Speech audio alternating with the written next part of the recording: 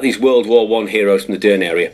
They're being commemorated at a special exhibition at Conisbrough Library. It's running until Saturday, and I'm fascinated by this. Over 400 photos and stories relating to the men who served during the Great War. James Beechel's here. He's from Conisbrough and Denby Main Local History Group, and he's the man behind it. Good morning to you. Good morning. Quite a job you had on there by the sound of it then. Yeah, we've done a lot of research, and as I say, it's taken a long time actually to erect the exhibition, but it's certainly worthwhile people coming to see. Well, I'm delighted that you've put the effort in that you have. How long ago then did you start thinking about it? Because we've known this centenary is coming round, and it's presumably tied in with that. It really started 2 years ago. I was part of a group that raised some money for a memorial to commemorate the KB disaster, which happened in 1912.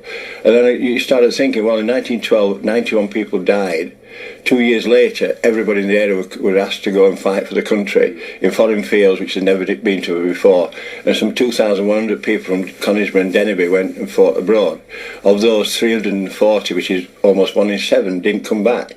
And what a war memorial is a brilliant memory of those things, but it's a listed name. Yeah. And what we've done is trying to bring the people back to life. How have you done that then? What will people see, James? Well, people will see lots of photographs and the stories, and what we're trying to do is not just have a photograph but tell the story of the person who died. And for example, we had a young lady came to see us yesterday, not the first time, but she asked about her granddad. We were able to show her not just her granddad but also the photograph, and she paused for a while then to tell us that she'd never seen him before. And he's a beautiful young man who got blasted to pieces on the field. They never found his body, so it's just a name on a wall, but we were able to give her that back to life. And are you finding that people are wanting to know about their family history? I mean, it's in the news a lot at the moment because of the centenary. Are people connecting with it? People are, and people not just want to know, they want to tell us about it. We had this here is a pocketbook from another lady's granddad who fought in the war, and it's got a bullet through it.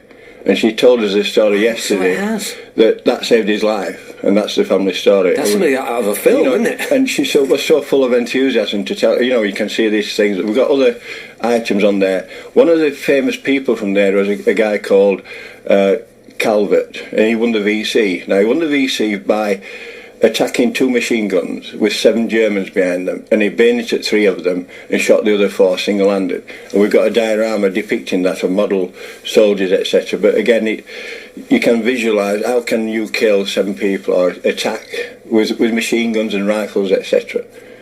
The more I hear, the more I want to know, really. I mean, as I say, we've been doing it on Radio Sheffield, other local stations are doing it, the BBC are acknowledging this 100 years.